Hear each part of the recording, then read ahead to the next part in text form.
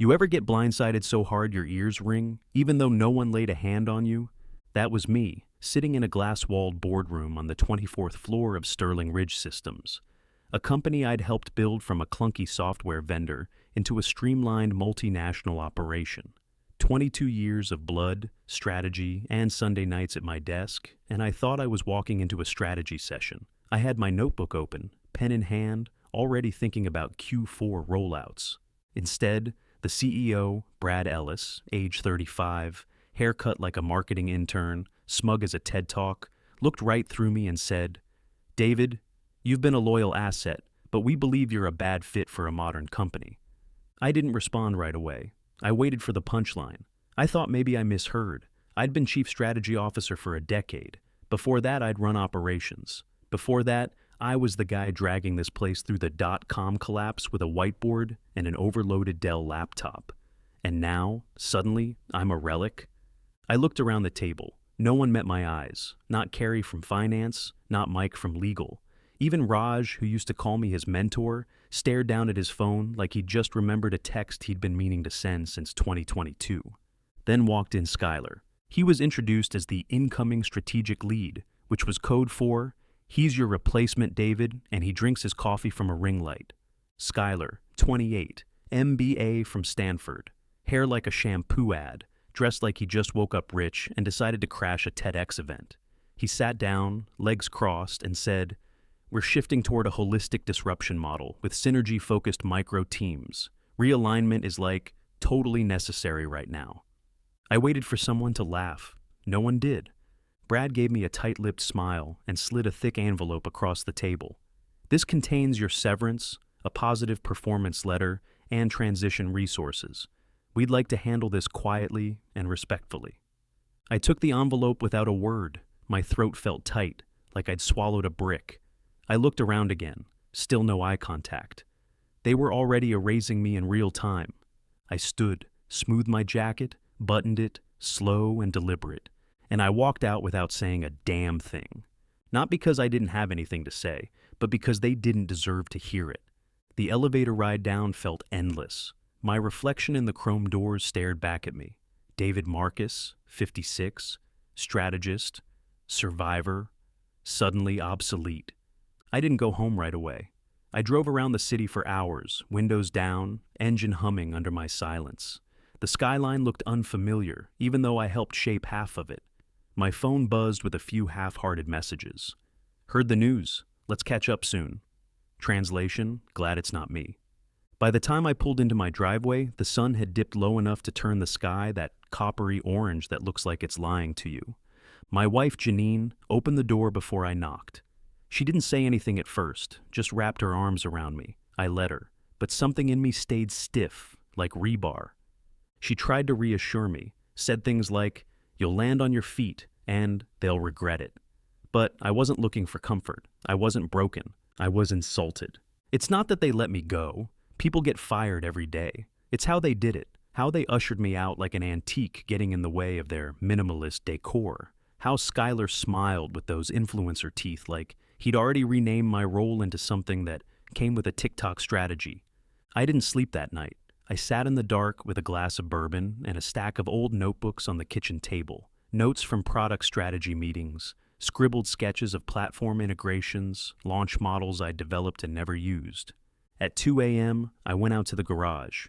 There was a box tucked behind the water heater. I hadn't opened it in 4 years. It was labeled in black Sharpie, 2021, confidential, IPSTRATEGYFILES. Inside were folders, prototypes, annotated frameworks, things I'd designed but never filed officially. Back then I shelved them because we weren't ready. But now I realized something. Skylar's new Pulse initiative that Brad hyped during the meeting, it sounded a little too familiar. I pulled out the original Pulse framework I'd drafted during the pandemic lockdowns, refined during a solo trip to Tahoe, then quietly archived when Brad said we were shifting priorities. It wasn't just an idea. It was mine. And if they were using it without credit, or worse, without the proper IP agreements, I had leverage. I ran my fingers along the folder edge and smiled for the first time in 24 hours. Not because I was okay, But because I wasn't going to stay erased, it started with a hashtag. 3 days after I was let go, Skylar posted a glossy photo of himself standing in front of a whiteboard, sleeves rolled up, eyes burning with purpose like he'd just solved climate change with an Excel pivot table. The caption read, "We don't grind, we glide, let's disrupt the noise and realign the narrative. One, synergy vibes, one, ash modern leadership." I stared at the screen for a full minute. Then I laughed. It wasn't bitter, not yet. Just stunned amusement that this was the new face of Sterling Ridge Systems. A man who said optics more than he said results. Who talked in taglines and thought in buzzwords. But as the days passed, the laughing stopped. Every post he made racked up thousands of likes. Media outlets started profiling the company's fresh culture. Pictures of kombucha bars, nap pods, employees doing yoga in matching branded mats. Standing desks became sacred altars. They even installed a neon sign in the break room that read, "Fail fast, forgive faster." Like failure was cute. Like forgiveness was policy. I watched all this unfold from my home office. No tie, just coffee, a laptop, and growing disgust. Sterling Ridge had turned into a startup cosplay. And the worst part, investors were eating it up. But what really caught my eye came a week after the kombucha rollout. A LinkedIn teaser from the company's official page, "Coming soon. Project Pulse trademark. Revolutionizing biometric-driven performance for modern workforces." My stomach turned cold. Pulse. That wasn't just a name. That was my blueprint. Back in 2021, I spent 6 months developing Pulse during the lockdown. It was supposed to be a system that monitored physical and emotional performance in hybrid workplaces. Non-invasive biometric tracking paired with AI-based predictive modeling. Too ahead of its time, they had said. Too expensive. So I shelved it. But I never signed the IP release. Not for that version, not with that data model. I pulled out my files. Side by side, the language in the Pulse press release read like a paraphrased version of my original proposal. The phrasing, the value points, the integration specs. It wasn't just inspired, it was a clone. The bullet was real. Now I needed the gun. I called Jason first, a former analyst I'd mentored fresh out of college. He'd since moved into mid-level strategy at a fintech firm. I didn't waste time. "Jason, I need access to Sterling Ridge's internal launch documents." He hesitated. "That's dangerous, David. You know I can't just..." "I'm not asking you to do anything illegal. I'm asking you to remember who pushed to keep you after your first failed presentation. Who taught you how to build a pitch deck that doesn't sound like a BuzzFeed quiz. I'm asking you to take a look and tell me what you see." Silence. Then, "Send me what you got. I'll compare." While I waited, I reached out to Leyland Nguyen. She was in cybersecurity now, penetration testing for a high-profile consulting firm. I hadn't spoken to her in years, but I was the one who wrote her recommendation letter that got her in the door. She picked up on the second ring. "David Marcus, thought you'd be sipping whiskey on a beach by now." "Not quite. I need a favor. Sterling Ridge accessed a strategy file after I left. I need to know when and who." She whistled. "Damn, pulling the trigger, huh?" "Not yet," I said, "just aiming." Layla didn't promise anything, but she didn't say no. Over the next few days, Jason confirmed my fears. He forwarded a scrubbed document, metadata stripped, of course, but the guts of it were unmistakably mine. "This isn't inspiration," he told me, "it's theft." Layla came through with a log report from one of her quiet sources. 2 weeks before my dismissal, Skylar's credentials had accessed the Pulse prototype folder. The same folder I never gave anyone clearance to touch. And suddenly, it all clicked. Brad and Skylar hadn't just decided I was obsolete. They wanted me out so they could roll out Pulse without me. They thought they were being clever. They thought I'd vanish with my envelope and keep my mouth shut like a good little dinosaur. But I was done playing nice. I printed every document, organized every email. I backed up files to encrypted drives and stashed them in places even I had to double-check. This wasn't about bitterness anymore. This was about respect, about principle. I wasn't obsolete, I was dangerous, and they were about to remember exactly who they erased. I didn't post about it, didn't rage on LinkedIn, didn't subtweet Skylar's corporate babble or fire off passive-aggressive updates about moving on to new opportunities. I let them believe I was gone, licking wounds in quiet retirement, but I was moving. I moved like a ghost. No noise, no drama, just deliberate steps toward the kill shot. It started with an anonymous tip. I drafted it late at night. No signature, no traceable metadata. Just a clean PDF and a message: Sterling Ridge's new product, Project Pulse, is based on proprietary intellectual property stolen from a former executive. Check the access logs. Timestamp: 2 weeks before his dismissal. Source: David Marcus, CSO, 22 years of service. I sent it to a journalist I'd trusted once, Kira Mahoney at Tech Ledger. She was sharp, principled, and didn't mind slicing into darlings. Within 48 hours, she published a short piece titled, "New CEO at Sterling Ridge Accused of IP Theft from Veteran Executive." It wasn't a bombshell, not yet, just a spark, but it lit a fuse under their polished glass tower. Schuyler responded like any good tech golden boy. He wrapped himself in a blanket of buzzwords. He called it a collaborative legacy initiative inspired by the evolution of cross-generational strategy. He even had the audacity to say, "We're standing on the shoulders of giants. David Marcus was one of those giants." I laughed when I read it, not because it was flattering, but because it reeked of panic. Investors didn't like it. The idea that your flagship product might be tainted by legal ambiguity, that's bad for quarterly confidence. And confidence, for startups masquerading as empires, is everything. Meanwhile, Layla delivered. She handed me a flash drive in a coffee shop, disguised inside a hollowed-out phone case. "Access logs from the Pulse server. Schuyler pulled your file 14 days before your exit. No VPN, no encryption, dumb move." I plugged it in that night. There it was. Time-stamped access, full credentials, download confirmation. He didn't even try to cover his tracks. But I needed more than proof. I needed teeth. So I called someone I hadn't spoken to in years, Ben Holloway. We'd gone to law school together before I bailed for corporate. He stayed in the trenches, built a reputation as a pit bull for whistleblowers and wronged executives. He once got a mid-level engineer a $12 million settlement from a pharma giant for burying his cancer research. He picked up on the second ring. "David Marcus, heard you went dark." "I've been watching the fireworks," I said. "I need a legal nuke." "I assume this is about Pulse." I paused. "You've heard?" "Everyone's heard. The story's circling like blood in water. You ready to make it official?" "I'm ready to make it painful." He chuckled. "Send me the files. I'll write the letter." 3 days later, Sterling Ridge received a cease and desist with my name on it.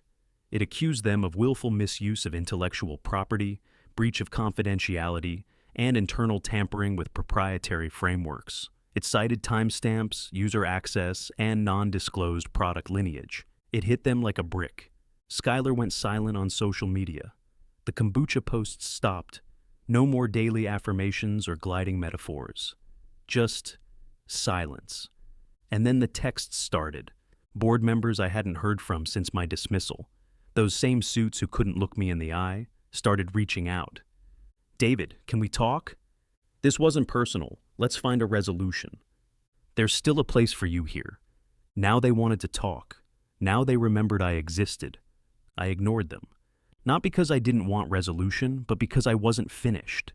They thought I'd settle for a check and a headline, that I'd quietly fade away if they offered me a seat at the kiddie table again. But they didn't understand what they'd done. They didn't just fire me, they erased me. No handshake, no thank you, no recognition of what I'd built, of what I'd sacrificed. Late nights, missed birthdays, 3 decades of sharpening this company into something sleek and formidable. They pushed me out like I was an old app they no longer supported. And now they wanted to talk? Number. They would feel what I felt. They would know what it means to be dismissed without dignity.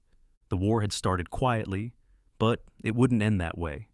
They picked the same conference room, the same sterile space with the glass walls, chrome accents, and muted beige carpet that muffled the sound of betrayal. I recognized the chairs, the off-brand mints in the glass bowl, even the faint scent of recycled air conditioning.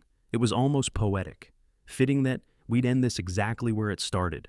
I wore the same suit I'd worn the day they fired me. Midnight gray, sharp shoulders, tailored before the world decided I was too old to matter. Only this time, I wasn't here to be dismissed. I was here to be remembered. The board members shuffled in, all trying not to look nervous. Brad, the boy's CEO, sat at the far end of the table. His usual cockiness had evaporated, replaced with a tight-lipped smile and a thin film of sweat around his temples. Skylar was absent. Of course he was. "Thank you for agreeing to a private mediation," said a woman from legal. She looked like she'd practiced the sentence in the mirror that morning. "We're here in good faith to resolve any misunderstandings and avoid further escalation." "Good faith," I repeated. "That's cute." She flinched. I let the silence hang for a moment longer than polite, then opened my briefcase. I slid a manila folder across the table. Inside were cleanly organized documents, copies of the original Pulse proposal from 2021, dated, watermarked, and annotated in my handwriting. They'd seen these before, no doubt, but not like this, not curated for impact. "These are the original development files for what you now call Project Pulse," I said. "Drafted, refined, and documented under my tenure, not covered under any IP release agreement. That version was shelved. By me." I passed around another folder, printouts of server access logs Layla had uncovered. Highlighted were Skylar's credentials, timestamps, and unauthorized downloads 2 weeks before my dismissal. Brad shifted in his seat. "And this," I said, pulling out a small flash drive, "is what we'll call the closing argument." I plugged it into the room's presentation console. The screen lit up with security footage, low-res, grainy, but clear enough. Skylar, sitting in the executive lounge with the CTO, bragging about the Pulse framework. "It was sitting there collecting dust," he said in the video, waving a tablet. "David built it years ago. He never pushed it. I just tweaked the pitch and made it sexy. No one cares where it came from." The video ended. Silence fell over the room like fog. One board member cleared his throat. "Mr. Marcus, we recognize the severity of what's presented here. I believe we can come to an equitable resolution. Off the record. A settlement that acknowledges your—" "I'm not here for money," I said flatly. He blinked. "Then what do you want?" "I want what you never gave me. Acknowledgement, public and loud. I want the same voice you used to erase me to now say my name. I want credit, authorship, and I want it in writing before the end of the day." Brad leaned forward, trying to sound firm but failing. "David, this could ruin us." I smiled, not kindly. "Exactly." He recoiled, eyes darting across the room, searching for someone to save him. But no one spoke. Not Mike from legal, not Carrie from finance, not Raj, who used to call me his mentor. They all sat frozen, faces pale. I stood slowly, letting my chair slide back with a controlled scrape. "You didn't just steal my work," I said. "You stole my name from it. You built a house out of my blueprints and pretended it was your vision. That doesn't just make you a thief, it makes you gutless." No one stopped me as I gathered my briefcase.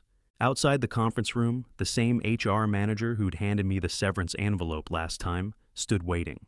She looked sheepish now, holding a new document in a folder marked Advisory Role Proposal. "It's an offer," she said hesitantly. "Public-facing, legacy systems modernization. They're calling it the Marcus Initiative." I took the folder, flipped it open, read the first line, then I folded it in half, walked over to the nearest trash bin, and dropped it in without a word. She didn't try to stop me. As I stepped into the elevator, I caught my reflection in the chrome door again. Same man, same suit, different story. Last time, they buried me in silence. This time, they watched me walk out. And this time, they knew exactly what they'd lost. It started with a headline. "Veteran executive exposes startup CEO for IP theft." Then came the subhead. "David Marcus, former CSO of Sterling Ridge Systems, brings receipts, and the receipts burn." I didn't ask Kira to put my name on it, but she did. Bold and proud, just like the work I'd buried under that company's banner for 2 decades. Within hours, the article spread. By the end of the day, it was trending on Twitter, Reddit, LinkedIn, ironically shared under hashtags like Dalchgar Leadership Matters and Dalja Built Not Stolen. Skylar tried to fight it, of course. Released a video in front of a plant wall, tight smile cracking around the edges. "I believe in transparency," he said, "and I deeply respect the legacy of those who came before me. But you can't hashtag your way out of theft." The board forced his resignation within 72 hours. The investors began pulling out in waves. The Pulse launch was put on indefinite hold. Sterling Ridge's stock took a nosedive. dipping faster than it ever had in its entire history. The kombucha station was shut down. The productivity TikToks vanished. So did the neon sign that said, "Fail fast, forgive faster." No one forgave this. My phone lit up with messages, some from old coworkers who had never had the spine to speak up, others from the complete strangers. But the one that hit me hardest came in a small white envelope, no return address, just slid under my front door. Inside was a note in blocky handwriting. "You were the only one who saw us. Thank you. Sam, engineering." I didn't know which Sam. There were 3 Sams in engineering by the time I left. But that didn't matter. It was the us that mattered. There's a strange kind of peace that comes with being seen. It's not fame or revenge or headlines. It's knowing someone noticed the way you listened, the way you fought for things no one else thought worth saving. Culture, integrity, people. I didn't go back to corporate after that. No executive chair, no consultant for hire circuit. I started working for myself, selectively, quietly. I helped a few small companies find their footing. I met founders who still cared about building more than just valuation. No buzzwords, no fake urgency, just actual problems, real people. Sometimes I miss the scale, the hum of big systems moving because I touched something. But I didn't miss the noise. One evening, weeks after the story died down, I found myself walking through the old district. Just muscle memory, I guess. My feet brought me past the Sterling Ridge building without asking. It was dark, vacant, half the windows already stripped of logos. That's when I saw him. Skylar, same perfect hair, now slightly disheveled. No tailored suit this time, just jeans, sneakers, and a wrinkled hoodie. He was carrying a cardboard box with both hands, careful not to tip it. A water bottle poked out the top. A pair of noise-canceling headphones dangled off the side. I imagined it was everything left in his office that still belonged to him. He looked up as I passed. We locked eyes for a second. No words, no dramatics. I didn't smirk. He didn't flinch. I gave him a small nod. Not smug, just final. That was all it needed to be. When I got home that night, I poured a coffee, sat at my desk, and opened a fresh document. Title: The Dignity Algorithm. Subtitle: How to Build, How to Exit, and How to Win Without Screaming. It sounded pretentious, I know, but it felt right. I thought about all the boardrooms I'd sat in, all the advice I'd swallowed down instead of speaking aloud. I thought about the look on Brad's face when I dropped the flash drive, and the weight in that conference room when they realized they'd gambled their future on a fraud with nice teeth. And then I thought about the people still inside other rooms like that, quietly grinding, quietly disappearing, waiting for someone to see them. So I started typing. The first lie they'll tell you is that your value depends on how well you speak their language. But dignity doesn't speak in hashtags. Dignity doesn't trend. It holds. I paused, sat back. Let the silence of the room settle around me, and for the first time in months, I smiled. Not the tight-lipped, strategic smile I wore like armor. A real one, honest and full, because this time, the story was mine.